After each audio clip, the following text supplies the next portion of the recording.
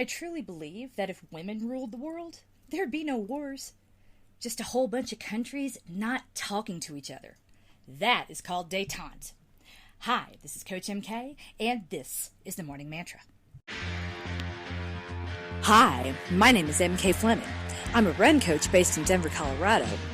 But this isn't a podcast about running exactly. Don't tell my clients, but we're never really talking about the running. When you know a craptastic event is coming, it helps to have a mantra to keep you centered and focused as you move through it. You don't have to be an athlete to be #coached and loved by Coach MK. And if you are here, then you are #winning at life.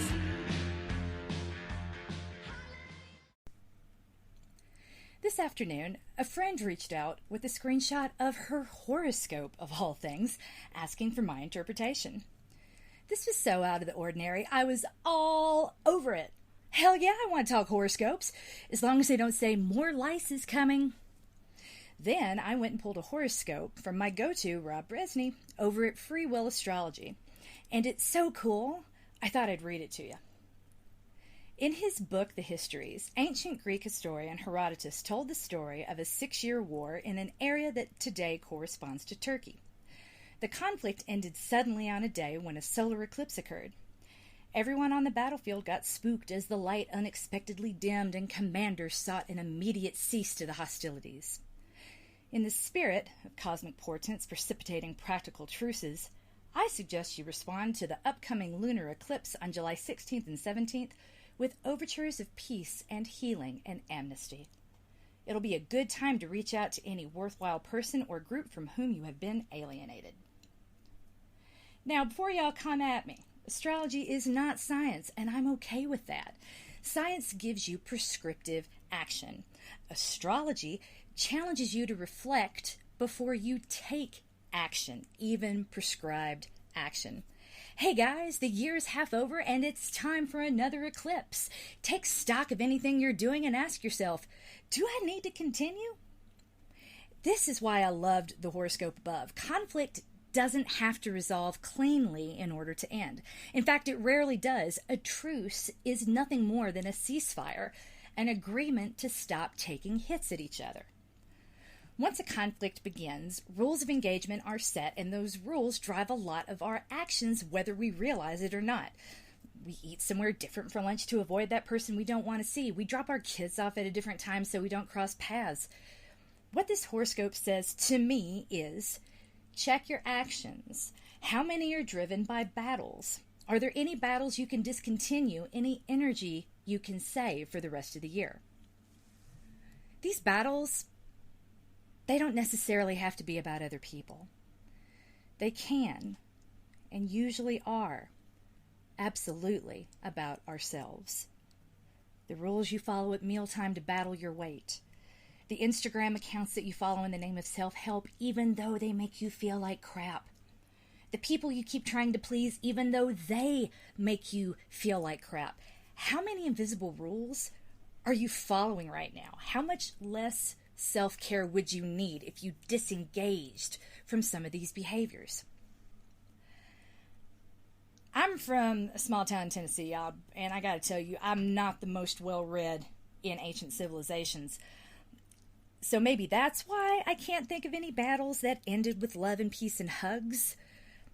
The only battles that I'm aware of that ended in rejoicing were rejoicing that the fighting had ended, that the war was over.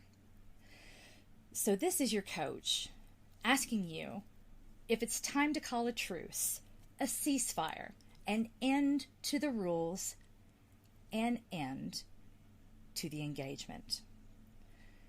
There are 2 places you can be in any given moment: where you want to be and not there yet. You will never move forward if you aren't inspired by that gap rather than ashamed of it. You are not broken. You are not deficient. Even if you live with trauma, even if you feel overwhelmed by anxiety and fear, those emotions are proof positive that you are whole, that you work, that gap does not prove that you are deficient. That gap is proof of your incredible potential. It's prescribing all kinds of cool stuff, all kinds of cool things that we can do together.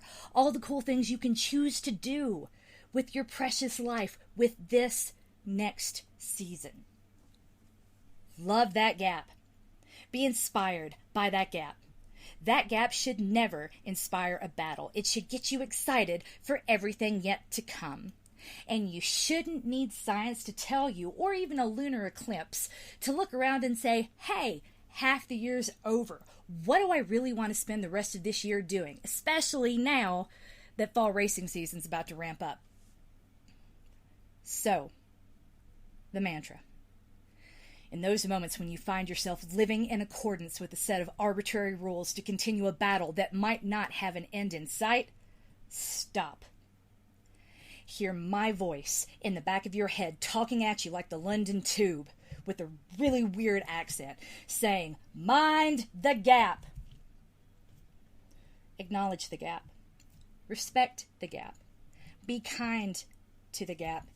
Mind the gap. If you listen to Rob Brezny long enough, that gap will become proof positive of all the cool gifts the universe is conspiring to give you.